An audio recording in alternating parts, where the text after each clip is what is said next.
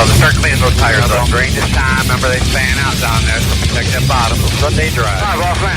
Hey, car's off. Be ready. Bud, be ready. Gas that bitch up. Ready. Green flag. Green. Welcome, everybody, to the Inside Pass. This is the most quietest I've ever seen the studio right now. Tom's not here this week. Peter, I know, are stuck in purgatory out on 40 somewhere. Yeah, they'll be here shortly, you know. Chris is here. I'm here. And I'm here. And the show wouldn't happen if I wasn't here. That's very true. We had to wait for, well, you were the first one here. So I was. I can't say we had to wait for you because you were already here. You were waiting on us to get here. Yep. So I was stuck in traffic too, but I am here now. I know Peter should be here momentarily, but we are going to go ahead and kick our show off with a guest that I am excited about. I've been talking about it for the last few weeks or so. I've got so many questions, and we've only got 10 minutes with him, so I don't know if I'm going to get all my answers in the next 10 minutes, but we're going to try. From Sprint on Ice, we welcome Nick Berry to the hotline. And Nick, I've got so many questions that I want to ask you. Just growing up in the dirt world and seeing sprint cars on dirt, I can only imagine how scary having a sprint car on ice would be. But before we get to talking about sprint on ice, I want to get a little bit of background information on you and how you got started in racing. Yeah, I come from a racing family, and they had been racing on the ice since the early 1990s, and but even way back before then, I'm a fifth generation racer. Family's been involved in racing since dating back into the 50s. Primarily, mostly on dirt, but like I said, the ice racing was kind of 80s, 90s, and stuff like that for the family. And then I started my racing career. I think I was 13. I started racing a mini stock on the ice. They had like a junior division, they called it, for kids 13 to 16 or whatnot. Mm-hmm. I did that, and then 15, I started racing on the dirt. I raced 1 year in a mini stock, and I literally jumped from racing a BMW on the dirt to a full-blown 360 sprint car on the dirt the following season. So that was a big jump, but did pretty good. I won my fourth event out on the dirt in a 360 sprint car. So I've been racing for a while now. 20 years I've been at it, and mostly dirt racing, and then some ice racing mixed in between with like Northeast style dirt modifieds. And then I began ice racing sprint cars in 2019. So that was kind of my first go around with sprint cars on the actual ice, but I had raced on dirt many years in a sprint car. What are the differences when you go from racing on the dirt to ice? Because that's got to be a very different feeling, and especially the way you race the track. Yeah, well, you would think it'd be a lot different, but to be honest, in some aspects it's really not. Because with whether you use, you can use either or, but whether you use like a studded chain or you use like woody snowmobile studs, you actually have built-in traction, whereas a dirt track will flick off and get real slick. Everyone thinks the ice is really slick, but it's not because of the built-in traction, so it's almost like you're on like a heavy, tacky track. And that's actually really sort of what we set the car up for. It is more like a tacky track. So your son now is also racing too, and he's become quite the accomplished little sprint on ice racer too. It's got to make you feel good to know that the generation is going to continue to carry on, and he's going to be able to continue on your legacy, long after you have hung up your helmet and fire suit. Yeah, he's coming up the ladder. He's doing good. He turned 14 in January, and now he's got a full-size sprint car, and actually we're just working on that, getting that buttoned up, and he's going to be racing non-wing sprint cars on the dirt this summer as well. That's cool. It's very cool. Yeah, so tell me a little bit about. Obviously, the sprint on ice thing is not something new. I mean, you've said this dates back to the 70s and 80s.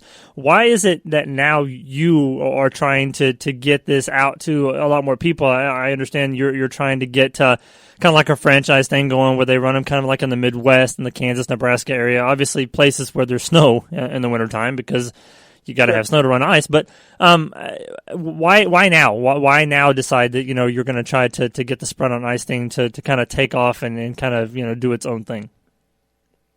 Yeah, I mean, I think it's more so more and more people just keep coming to me. I kind of obviously promote my own race teams between myself and my son and stuff like that, and we have a very large following through social media and stuff, and I just kept having people come to me more and more. It seemed like every year, and then oh, that is so cool, and this and that, and next thing you know, I got promoters from other states and regions coming to me, and they're like, would you guys be interested in doing a franchise? And I never really thought of it so much as a business as obviously it kind of turned into be. I mean, we get a name, and we've trademarked everything now, and we really started thinking more business sense rather than just wearing the racer hat all the time.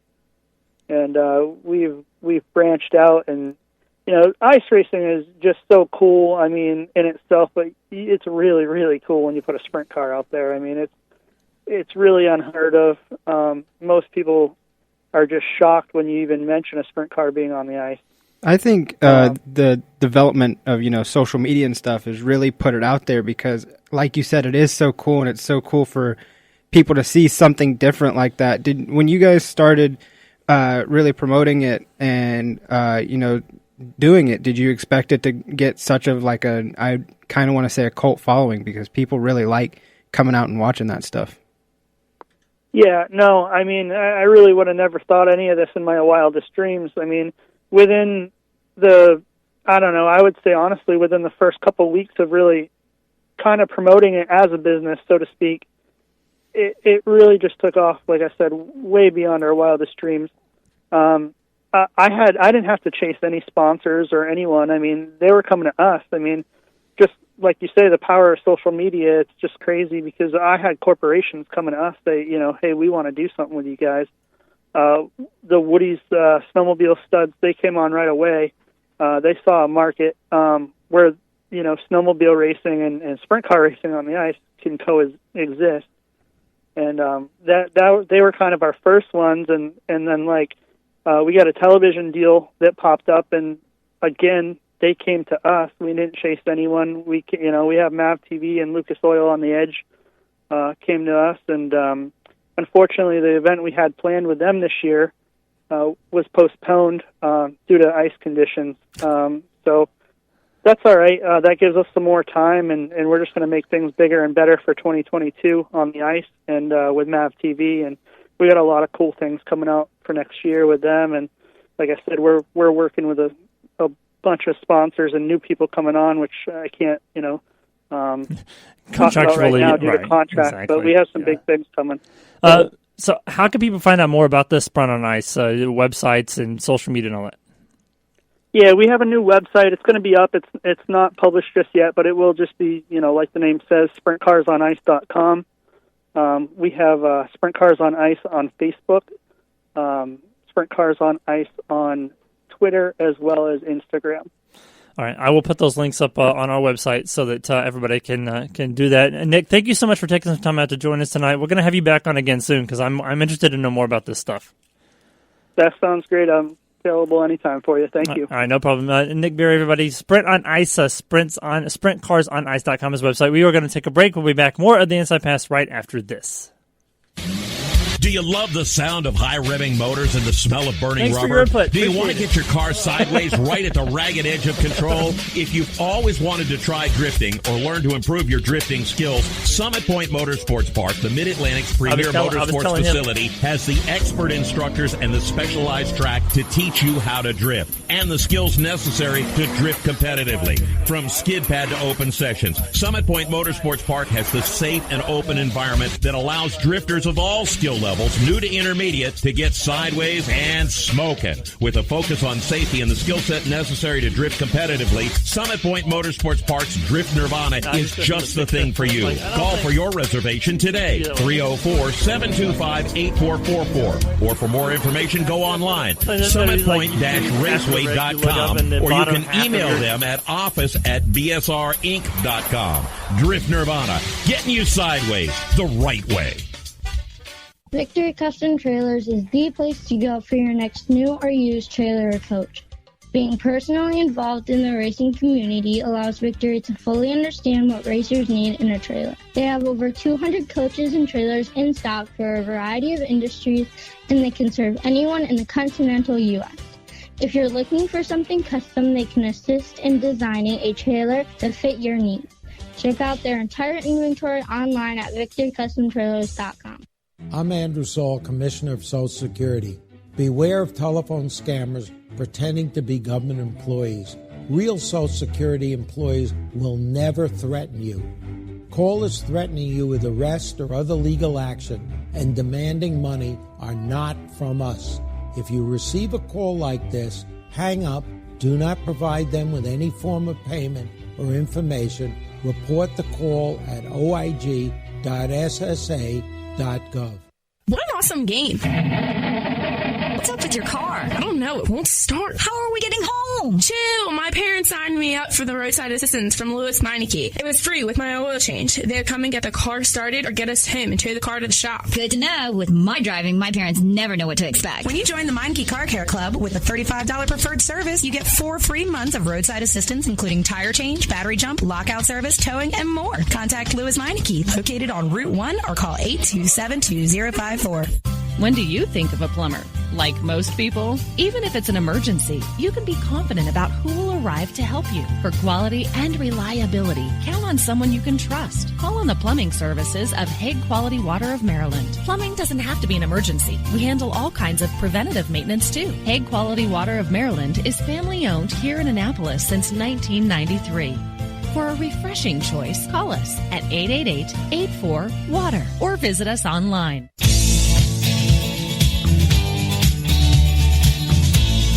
Hello, race fans. This is Chris Wright. Thanks for listening to these guys with some great radio hosts. You're listening to the SI Pass.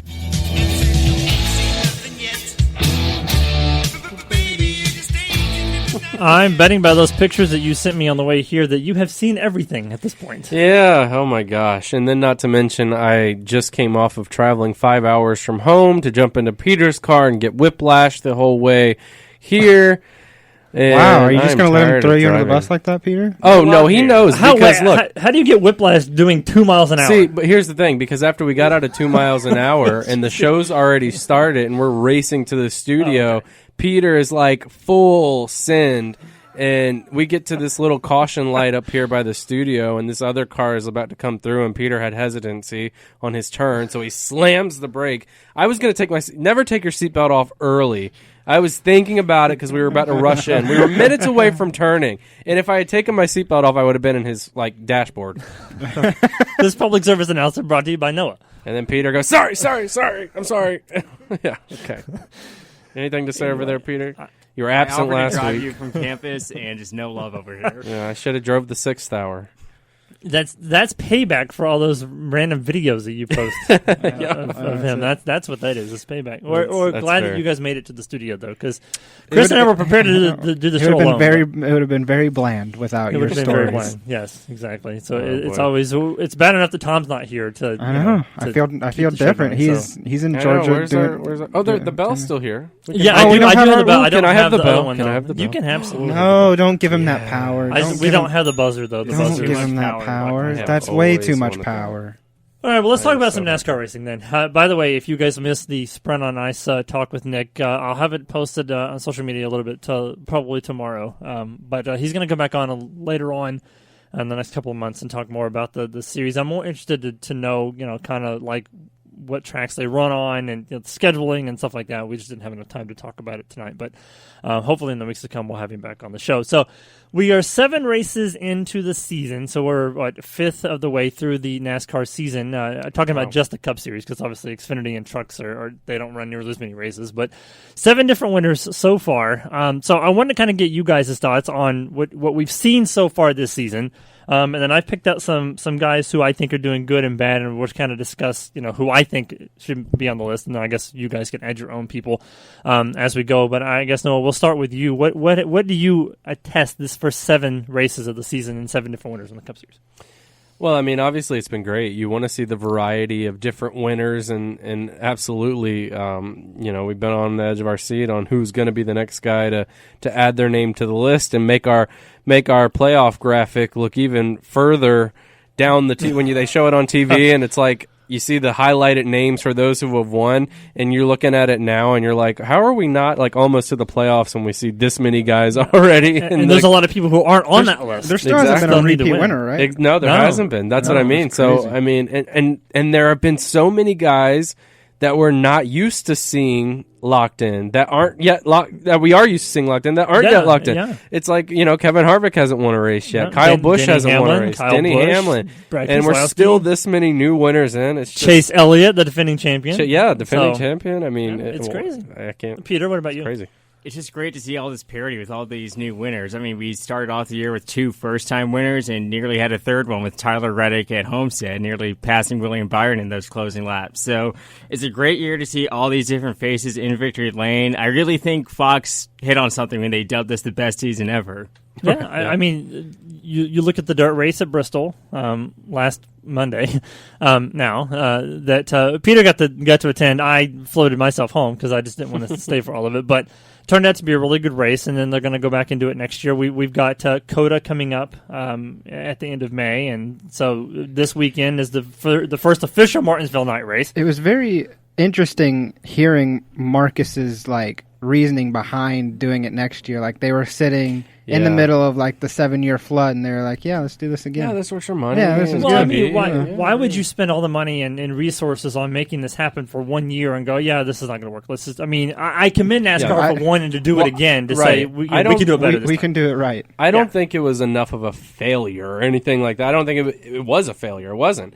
I don't think it was enough of a crapshoot to say, let's not do this again. If it had gotten to that point, they obviously probably would have said, okay, not a good idea. We'll regroup and maybe try again in a few years. But it was enough of a success, I think, among fans, TV, everybody who wanted to see it.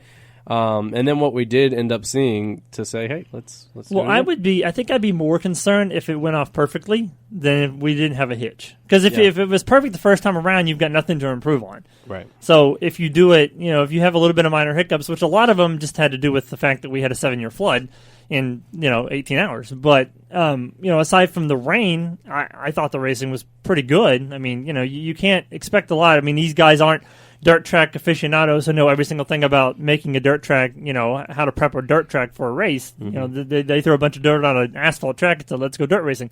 And I think a lot of it had to do with what happened in 2001 with the World of Outlaws race, and everybody's like, it didn't work that time either. Why are you going to try it again? But, I mean, it's been 20 years, so why not try it again and see? Creations. Yeah, there's a lot of new technology that goes into the races now that make it a little bit different. So I picked out 3 drivers who are doing good in terms of the standings and in terms of they haven't won a race yet, but they're doing good. And so I guess we can kind of add our own people to it if you guys want. But the first guy I thought of is Denny Hamlin because he's obviously leading the point standings right now. And I believe he's finished in the top 10 in every race except for maybe one. Still winless. And he's still winless, which goes to show you the competition level. He does have 6 top 10s, and the other one was 11th at Homestead. Oh, yeah. So almost perfect top 10s. And he's going to his home track at Martinsville this weekend. Brad Keselowski is the other guy on the list. He's had a top 10 in all but one race. He's got one DNF this year. And then Kevin Harvick has finished in the top 10 in all but 2 races this year. So those are the top 3 guys that are in points going into, if the playoffs started right now, they'd be in on points. Everybody else has won races so far this year. But is there anybody else we can add to the list? Did I forget anybody? Of those who haven't won yet? Or just people that are doing good this season but haven't won yet? Because you can't really add Chase Elliott. He blew a motor. He's spun out and done. And all before kinds of this weird weekend, I would have added Logano, but he just obviously. won. I mean, that's a pretty commendable job because he's not a dirt guy. Exactly. On dirt, Tyler Reddick. Tyler Reddick's been doing pretty good. He's done okay. It's not for been an as RCR consistent. car. Yeah, he's the better of the two. It's not been RCR as cars. consistent as the guys on that list, but he certainly has shown up more so than. I mean, because if you look at you've got. I mean, obviously Harvick is Stewart Haas. He's the only Stewart Haas guy that's doing anything right now. Keselowski is part of Penske. The other two Penske drivers have already won, and I guess if you add Matt DiBenedetto in there, but I consider him on the bad side of things, which I guess we can talk about that too in a minute. And then with Gibbs, you've got Truex who's won, and Christopher Bell who's won, but then Kyle Busch and Denny Hamlin who's still winless. So on the bad side of things, I've got Kyle Busch. Yeah, I was about to say you can't have that list and not have Kyle Busch. He has a DNF already this year. And then Chase Elliott, because he has 4 finishes outside the top 10, which is uncommon for the defending champion to have this much bad luck already in the season. And he's not the worst of the Hendrick group because Alex Bowman's further behind in points than he is, but just the fact that the defending champion hasn't won a race already and he has 4 finishes outside the top 10, Peter, that's just like mind-blowing to me. It is a bit mind-blowing, but do remember that Chase was second in the Daytona 500 to Matt DiBenedetto, and he, if not for the controversial rain caution next week at the Daytona road course, he'd have, I think, easily won that race. So it's not like the 9 teams in totally out to lunch, just they've had bad luck fall one way or the other. I think they'll still get a win or two before the playoffs. But what's surprising is just how consistent they were everywhere last year. And we know that there were different, we had the wheel templates this year, a lot of different technical changes to maybe hinder something that maybe they had an advantage on. But still, they were so gosh dang consistent everywhere they went. And now all of a sudden it's like, it's kind of when you see Chase Elliott, in the top 10, you're like, okay, maybe he's going to. Would you consider Martinsville a strong track for him? Yeah. Yeah? I would. No, yes, I think so too. He got the 1 win there last fall, and he should have 2 or 3 wins there by now. So, but he's better in the fall race typically, but it's hard for me to compare anything to 2020 just because of the way the schedule, manifested itself. Like we ran 17 races in a week. We don't talk about it's hard 2020. to. Well, no, I mean, we'll talk about it, but Chase will talk about 2020. Obviously he won the championship, but I mean, for me, especially like when we're doing fantasy NASCAR, you think about what happened in this race last year, but then you think, oh well, they ran Martinsville in June of last year, and now it's April, and it was supposed to be a night race, and it turned out to end up as a night race, but it started out in the daytime, and then this year it's going to be completely under the light. Like, there's so many different variables. Last year, because of the pandemic, we had to throw everything at the schedule. That we don't have any notes really to go by because everything is different this year. I would say another guy to add to that disappointment list so far is Bowman. Just because of, he and Chase both, but look how far down Bowman is. He's currently 16th in points, while his other teammates, William Byron and Kyle Larson are out there every week. William Byron has finished in the top 10 every single race since he got his win. Do you think there's a lot of added pressure on Bowman, though? I mean, he just took over a huge ride. I don't think so. Because I guess he did that before. He did that with Junior, I almost feel like that's taking over for Junior is bigger than taking over for Jimmy Johnson because he had bigger shoes to fill. Exactly, and at this point, he already had chemistry with the team. He can't blame it on being in a new car and team. This was the same team that just put a new number and sticker and sponsor on the door. So I think it's just something is lacking in their department and something's lacking in the 9 department. And whatever they're lacking, the 24 and 5 are not lacking. Maybe Kyle Larson's just making everybody look bad. But William Byron too, because William came out of nowhere. I think his is Rudy Fugle, though. I don't really, And what a difference Rudy must make. It's got to be like a father figure, though, to William Byron. Well, I think Rudy kind of is more of a friend, figure. Yeah, like a mentor. Chad was more of the father, and I think William was a little. There was too much pressure working with Chad. Yes, he was a little. He was a little. He didn't know quite how to communicate. He wanted everybody to be like Jimmy. But with Rudy, you can be like, "Yo, I need this," and Rudy's like, "All right, bud. We'll get it for you," Yeah. I mean, everybody talks about how smart William Byron is, a student of the game type thing, because he came from the iRacing world and came over and, learned how to hone his craft in the trucks and own his craft in the Xfinity Series and now going in the Cup. And he kind of got behind the 8 ball, but he's learning to do good. All right, we're going to take a break. We've got more stuff to talk about NASCAR-wise and some F1 stuff as well. We'll be back with more of the Inside Pass right after this. How to be a great dad in 15 seconds.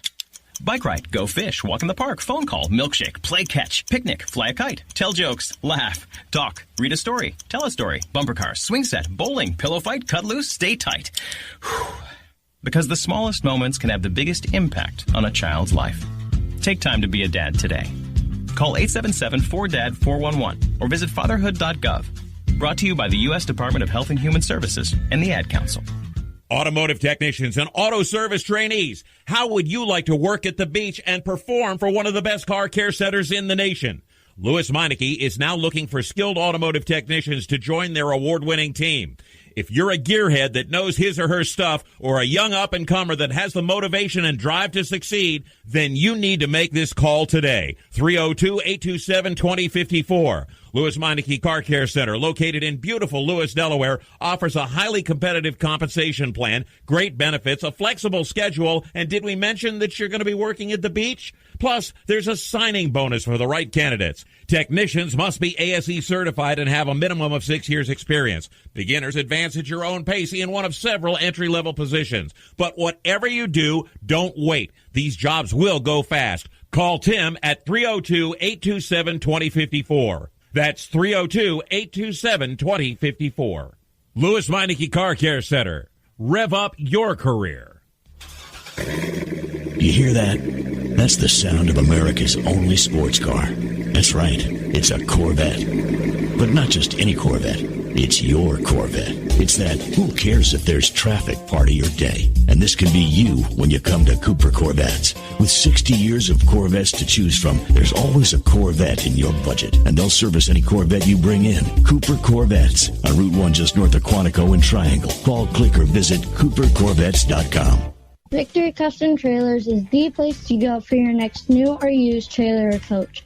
Being personally involved in the racing community allows Victory to fully understand what racers need in a trailer. They have over 200 coaches and trailers in stock for a variety of industries, and they can serve anyone in the continental U.S. If you're looking for something custom, they can assist in designing a trailer to fit your needs. Check out their entire inventory online at victorycustomtrailers.com. He wanted to be known for doing his best. Sure, right. His best made him Major League Baseball's most valuable player. Strike two. He played in 6 World Series and was elected to the Hall of Fame. Although an honest man, he was best at stealing home. But the best quality of Jackie Robinson's life was his character. So here's to you, Mr. Robinson. Thanks for passing it on. From the Foundation for a Better Life at Values.com.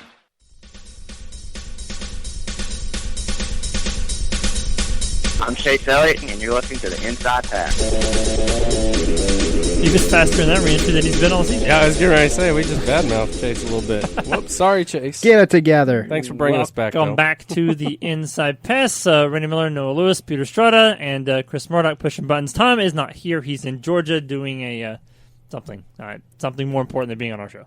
You know, he told me, and I couldn't. You really don't care. I couldn't even tell you right now. It just went over my head. I was like, cool, enjoy. Great. All right. Bell for Tom. He's doing something relating to not being here. It involves a race car. It involves a race car. So that's all I know. He'll be back next week. I don't know who's going to be on next week. I reached out. I think Jordan Bianchi's going to be on, but I'm not sure. So we'll have another media member here. Jordan, who has the inside scoop on right. stuff. Well, that's why I'm thinking, because I'm like, surely there's something that we can pick his brain about and get him to tell us something that the rest of us don't already know. Because it's between all of the media members in this room, somebody needs some information on what's going on in the world right now. So, anyways, welcome back and 2 weeks from tonight, we got John Hunter Nemechek, new daddy. John Hunter Nemechek will be on, so that'd be cool. And then, of course, Nick DeGroot at the end of the month, because contractually obligation, to have Nick on. So we're looking forward to that. So I wanted to talk about some of the guys outside of the top 16 in points, because there's actually some pretty big names. I mean, there's not really a lot of huge names under there, but you got guys like Bubba Wallace, for instance. Going into the beginning of 2021, he was probably the most targeted guy with a new team, because everybody thought that 2311 Racing was going to come out swinging, and he was going to get a bunch of wins, and they were going to finish in the top 5, and that just hasn't happened yet. And, that just doesn't happen in general with new teams. Well, you wouldn't think, but I mean, Daniel Suarez almost pulled us wrong. That's true. There's a lot of pressure, though, on that team because of the management structure, Denny Hamlin being a co-owner, Michael Jordan being a co-owner. it being Bubba Wallace and, him and doing all the interviews saying, he knows he has what it takes and he just has to have a better opportunity. And it's basically a fifth Joe Gibbs car. All this stuff going into the team, you would think the team would come out, right. doing something productive, and they haven't. Right. The assumption would have been, because we've had Furniture Row Racing and we've had Levine Family Racing obviously be a part of that Toyota stable in the past, but you'd think that maybe this relationship would be a bit different, a bit more brought in and close to the 4-car family at Joe Gibbs Racing, because one of their drivers is the co-owner and the other guy is one of the biggest names in all of athletic sports, right? Right. So yeah, I mean, you certainly expected more. We have seen some show of good racing. I think Murdoch is really the one that's cursed him, but anyway, we've seen who? Bubba? Yeah. But we've seen some good strides from Bubba, and then I just don't think he's that good. The finish. I just don't think he's that good. Yeah. I tend to agree. I mean, Tom will probably be screaming at the top of his lungs right now that he's the greatest thing in the world, but I just don't see it. I mean, I get he had great he had good time in the trucks and he was great in Xfinity, whatever. But in Cup, he hasn't done anything. I said he wouldn't get a top 15 finish this year. And for the first fifth of the season, I've been right. So. You've been close to being wrong. That doesn't count. He would have gotten a top 10 if not for that late tire going down. Well, And there was another issue at another place. What did he speed or something like that? Yes. Yeah. He beat himself. So. That's right. I'm still not wrong. But that team, at the end of the day, it is still a new team that really threw things together. Very close to the last minute. So and it's nothing against him. I like him as a person. Yeah, exactly. I've talked to him at Charlotte. He's nice, he's but a nice person. I just don't think he's that good of a driver. Well, then no offense. on the flip side of that, you have Trackhouse. You've got Daniel Suarez, who the expectations weren't that great going into the season because it's a brand new team with Justin Marks and Pitbull. And they didn't start out doing good, but then at the Bristol Dirt Race, he came this close to winning the Bristol Dirt Race. Yeah. I mean, that would have been something like a Christopher Bell thing where nobody expected him to win on the road course. Nobody would have expected Daniel Suarez. I mean, at least he's consistent. He's running in the top 10. A guy with no dirt experience whatsoever. Is Suarez running in the top 10? He's been. I mean, he's not finishing in the top 10, but he's been running. He's been running close to it for sure. And then just last week, week before, where were we even? Atlanta. Yeah. Sorry, my brain is gone. Come on, Noah. 5 hours of driving, 6 hours with riding, one with Peter. It was traumatic. Okay, you got to put your brain back in place. I knew Peter was going to come in here somewhere. Yeah, my head's been shaking around from all the whiplash, but. Anywho, Daniel was running inside the top 10 to get, I think, a 7th place finish in Atlanta, and then he sped on pit road late and cost that. But they have shown a lot more consistency in terms of regular racing as well. Yeah. So, for a new team that moved into, the Germain stable, that team shop and that affiliation, they've been able to bring in partners and things like that. And Peter's normally the statistician. How many laps did he lead in Bristol? Bristol laps led. He led. He won a stage, right? He won stage 2 and led 58 laps. I was going to say 60 something. So I mean that's pretty good for a brand new team essentially to go out there and lead laps like that. And it's something that I know that he expects it, and I have always thought that Daniel deserved better because if you go back to his days with Gibbs, and I feel like he was wrongfully outed from that team. And had to fend for himself, but I don't think he was ready for the jump that they made him make. And he's still fairly young. So, I mean, I think now he's in a great place to where they can build the team around him and give him the stuff and the tools and the resources that he needs to be the kind of Daniel Suarez that I know he can be. Do you guys think that Suarez is a better driver than Bubba? Yes. Okay. One of them's an Xfinity champion, and one is only however many. Not to mention, he also won championships in Mexico too. That's right. He did. It's not even a comparison. But we don't know the level of competition is steeply in also, I think the 2311 Gibbs car. I still think the 2311 car is better than Trackhouse, and sometimes you can say that Daniel's probably outperformed in that car. So I don't think Bubba could have done the same. So to you, is it one of those things where if you put Justin Marks in the 2311 car, he would be better? If you put Daniel Suarez in the 2311 car. Yeah, if you put Daniel in the 2311 car. So you think that Daniel will win before Bubba? Easily. Oh, I think so, especially with road courses. I feel like Coda is going to be a track where, especially if they keep running. If they run on the dirt, not good at road courses. If they run on the dirt course next year, like if they both go win this year and it comes down to the dirt race, Daniel's going to come back way better than he was this year. Oh yeah. And Bubba's really. You could tell already, what he's done. So yeah, and Bubba's not good at road courses at all. Let's talk about Eric Jones. Not a good year for. Well, since Bubba left the 43 car and Eric got in it, the 43 car to me. I have high expectations for Eric Jones because Eric's a good friend of mine, and I feel like he was somebody who I almost kind of feel like was wrongfully outed from the 20 car this past year in favor of Christopher Bell. But I mean, it's only money. It's right. It's only money and sponsorship, but at the same time, Eric's proven that he can win races in the Truck Series, win races in the Xfinity. He's actually won 2 Cup races in his career. But going to the 43 car, everybody thought that Eric was going to make the 43 car better than when Bubba was in it, and I feel like it's almost exactly the same thing. I mean, what do you guys think? I think Eric's doing better. And in terms of sponsorship and branding, some of the sponsorships that Eric's been, Armor All, Tide, like that's true. In terms of brand and marketing, leaps and bounds better. Yeah, that's true. I think the 43 car had 5 top 10s all of last season, and so far, a fifth of the way through 2021, Eric's got 2 top 10s. So he's on pace to beat Bubba's record of top 10s in a season in that car. I think Eric is one of the more underrated talents in the Cup Series today. We saw him win a truck title. We saw him come this close to an Xfinity title. He's the only guy to win Rookie of the Year in all 3 series, so I really think he, in the right situation, can be a championship-level driver. Yeah, I agree. Mm-hmm. Yeah, I mean, he undoubtedly is a great driver, certainly, and so yeah, I mean, he running well so far this season. That's really, really great to see. And I believe is it Jerry Baxter that's the crew chief over there, yeah. and he was with Bubba last season, and you could see them starting to even mesh a little bit, and that team. It's still not where it needs to be, of course, and we saw that while Bubba was there, but we also saw that when Eric was there. Eric Almirola, that being Eric Almirola. So, I don't know. I'm really surprised by what Eric Jones has been able to do just because of the results of late for the 43, but at the same time, it is Eric Jones, so we knew that he was going to hop in there and give it his all, and he is a good driver, like we've been saying. So, he's if he can have equipment that can keep him up there, then he'll use his driving talent to get the rest. Well, and he's got some good tracks coming up too. I mean, his win at Darlington last year, or 2 years ago.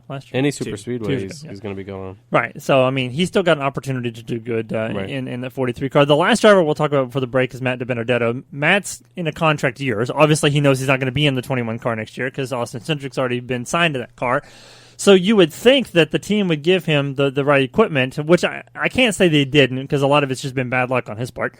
Just running over stuff on the racetrack and getting flat tires and things like that. But I feel like Matt needs to show a little bit more than what he's showing right now because he has nothing to do in 2022 right now. I still hold out hope that Brad retires and he takes over the 2.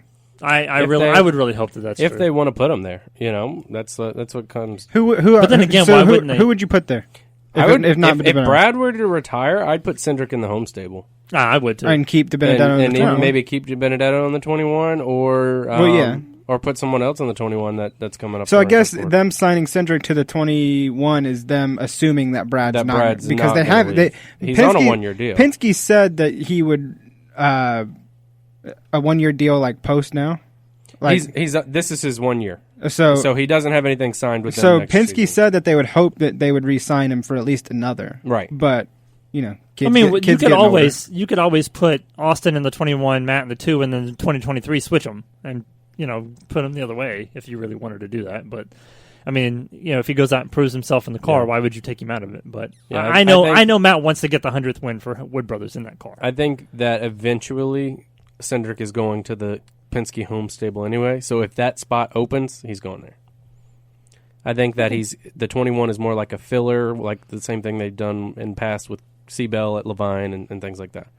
Yeah, we'll see. I mean, I just again, Matt's somebody that is a good friend of mine, and I want to see him do well. I want to see him land on his feet. He has somewhere. certainly been plagued with bad luck over the season, but and now we were seeing him start to come. Which you can't blame him. It's right, not his fault. Exactly. He can't help the people drop stuff on the racetrack all the time in front of him. We're going to take another break. We'll have more NASCAR talk, and we'll do fantasy NASCAR as well. When we come back, there is more of the Inside Pass right around the turn. Stick with us. We will be right back right after this. How to be a great dad in 15 seconds. Bike ride, go fish, walk in the park, phone call, milkshake, play catch, picnic, fly a kite, tell jokes, laugh, talk, read a story, tell a story, bumper car, swing set, bowling, pillow fight, cut loose, stay tight. Whew. Because the smallest moments can have the biggest impact on a child's life. Take time to be a dad today. Call 877-4DAD-411 or visit fatherhood.gov. Brought to you by the U.S. Department of Health and Human Services and the Ad Council. Automotive technicians and auto service trainees, how would you like to work at the beach and perform for one of the best car care centers in the nation? Louis Meineke is now looking for skilled automotive technicians to join their award-winning team. If you're a gearhead that knows his or her stuff, or a young up-and-comer that has the motivation and drive to succeed, then you need to make this call today. 302-827-2054. Louis Meineke Car Care Center, located in beautiful Lewis, Delaware, offers a highly competitive compensation plan, great benefits, a flexible schedule, and did we mention that you're going to be working at the beach? Plus, there's a signing bonus for the right candidates. Technicians must be ASE certified and have a minimum of 6 years experience. Beginners advance at your own pace in one of several entry-level positions. But whatever you do, don't wait. These jobs will go fast. Call Tim at 302-827-2054. That's 302-827-2054. Louis Meineke Car Care Center. Rev up your career. You hear that? That's the sound of America's only sports car. That's right. It's a Corvette. But not just any Corvette. It's your Corvette. It's that who cares if there's traffic part of your day. And this can be you when you come to Cooper Corvettes. With 60 years of Corvettes to choose from, there's always a Corvette in your budget. And they'll service any Corvette you bring in. Cooper Corvettes on Route 1 just north of Quantico and Triangle. Call, click, or visit CooperCorvettes.com. He wanted to be known for doing his best. Sure, right. His best made him Major League Baseball's most valuable player. Strike two. He played in 6 World Series and was elected to the Hall of Fame. Although an honest man, he was best at stealing home. But the best quality of Jackie Robinson's life was his character. So here's to you, Mr. Robinson. Thanks for passing it on. From the Foundation for a Better Life at Values.com. When Marlon Shirley was 5 years old, he was in an accident and lost his foot, but he didn't lose his heart. When you tackle a challenge that you just cannot even fathom tackling, when you accomplish that, the amount of integrity and the will and the heart that you'll get from that experience is what will set you up for your life. In less time than it took Marlon Shirley to say that, he can now run 100 meters because today he's the world's fastest amputee. Overcome it. Pass it on from the Foundation for a Better Life at Values.com.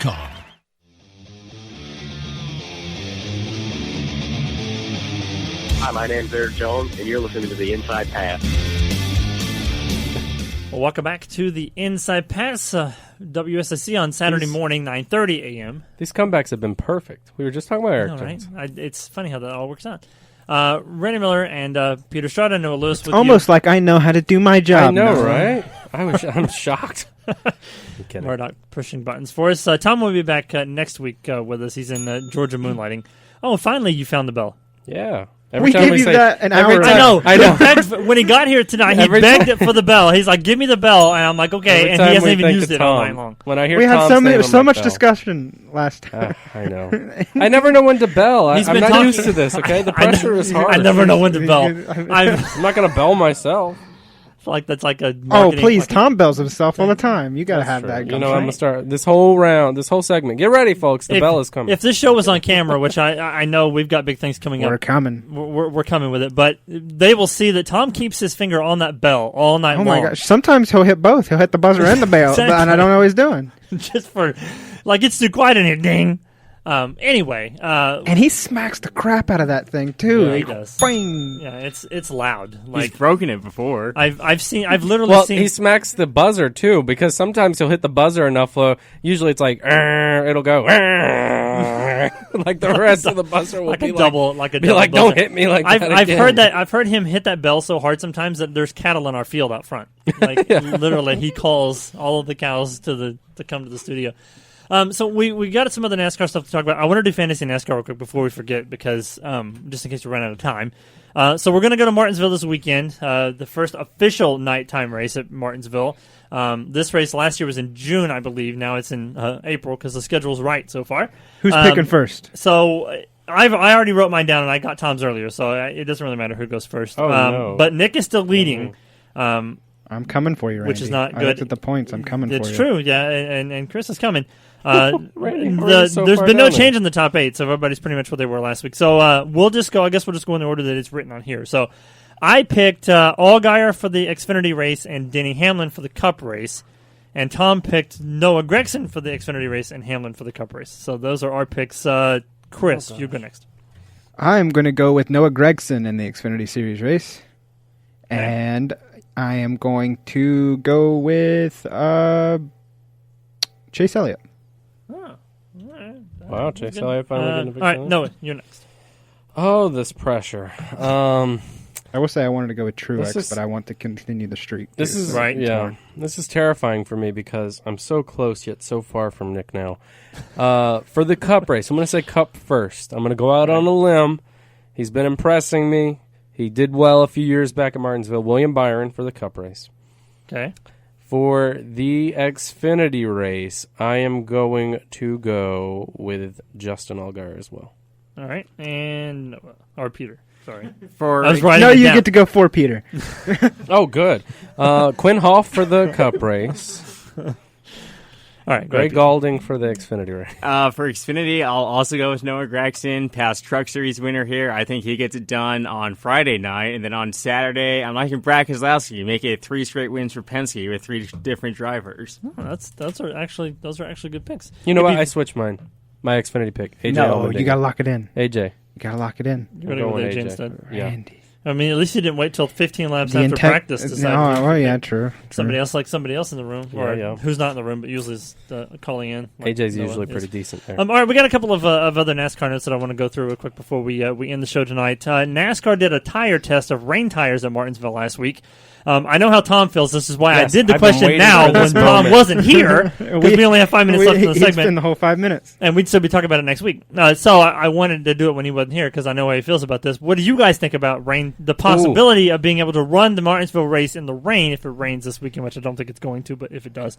Have they said that they're willing to break that out? No, not this weekend. But in September, possible future races. Yeah, I've been waiting for this moment. Tom and I went back and forth on Facebook about this for like hours on a Facebook post, and now the post is gone. And so all my notes did he delete it? He deleted it, and now all my notes are like, if I had a buzzer, like Tom usually does, he keeps the buzzer. Yeah, I know, but obvious reasons. Look, so this technically was not. It's not designed to race in the rain. That's not what the design is. What it's designed to do is get us back to racing in damp conditions and be able to race in somewhat sprinkled to damp conditions. I don't know what you consider damp conditions though, because they not shouldn't. Bristol last when the weekend. track is a different color. Well, they shouldn't have thrown. I mean, they consider damp conditions and it's sprinkled in one corner of the track in Daytona. That was. But you got to get more consistent with what you call damp. Right, but at an oval, you should be able to see the color change and know that the race is, the track is slick. Well, in Martinsville especially because it's concrete. Exactly, most of it. So you'll be able to tell by the corners and things like that. But regardless, it's for that purpose of getting us back to racing sooner. And I say, why not give it a try? If it works, number one, if it gets us back to racing sooner, it fills in the gap of jet drying and all that stuff. Number two, if it gives us a racing quality that is still okay and decent, then perfect. Like both of those things sound great to me. So if we can figure a way to do that, in my opinion, then what is the loss there? We're going to end up with a Matt Kenseth, the Joey Logano situation. Yeah. But what is the downside? That we can't watch the jet dryer race for a few 30 minutes longer? Like, I mean, they got to get some of their laps back. So you know what? I mean, I feel like I'm dinging myself. It's Martinsville, though. Like it's not going to take that long to dry the track, and even if it did, it's a small track, so it shouldn't take that long. Like if you're going to do this, you need to do it at a track that's going to take 16 hours to dry, like Daytona. I mean, I know it's high speed, you can't do that, but you know, if you're But think if the about goal is to Richmond. get Richmond's the race a little faster, bit bigger, and that's a true. place that they're thinking of. And you know, if again, any time faster is faster, they're gonna eventually dry out the track by being on it. So then they're going to switch back anyway. I feel like we should just spend the money on a giant tarp for Bristol. That would have been easier. Tarps in Bristol would be pretty Or easy. the roof that they're talking about. Yeah, Marcus Smith talking about the put the dome, putting the open it umbrella up on Bristol. like a football stadium. That would be cool. Last thing, we got 2 minutes left. Carl Edwards wanted to come back. Did you want to jump in? No, I echo basically all Okay, your good. sentiments. Carl Edwards wanting to come back for one road course race. Yeah. What road course race would you like to see, and who would you like to see him run for? Oh, gosh. Well, Carl did say in his press conference that he'd want to run a Gibbs car if he ever did come back. Run that 54. Or, did he say specifically Xfinity or Cup? He didn't, but I mean, so you're not how really- about we debut a new 2311 open entry into a... How about that? Because then that's technically a Gibbs car. So, but what track would you want to see him run at? Why not Coda? I mean, everybody's going to be fresh. That would be cool. I know it's coming up, and I know he might probably be talking about seasons to come, but somewhere maybe, I mean, he hadn't been on any of them, really. I think the most realistic would be him running the 54 in Xfinity. You think? I mean, possibly. I would say Mid-Ohio because that's probably the closest to his Missouri, his home state. So if you're going to go somewhere fairly relatively close to home and put, Edwards for senator on the side of your car. What do you think? Edwards for senator or Edwards for president? I can't keep whatever. that. At this point, I don't really think it matters, but free publicity for your president. Really. For your, I like to see him in the 54 at Road America. I believe he won the inaugural race there back 10 or so years ago, so I'd like to see him run there again. That's true. I would just like to see Carl Edwards back in NASCAR, no matter what he's running. It didn't really matter to me. That was a bell moment. Man, you got all out, like the whole hour of your bell time out. In the I know, right? That was a good bell moment, right? As we Tom leave would tonight, have it's hit the going to be bell like... there. We'd have been like, yes. Carl Edwards back in the car for sure. Bell. All right, we are off for another week. It's hard to believe that our hour has already gone, but it has. And so next week we'll have another show. Tom will be back. We'll bring our debate back since everybody will be back in the studio with us, I think, at least if nobody goes to Martinsville. We were out of time. We'll see you next week. Goodbye, everybody.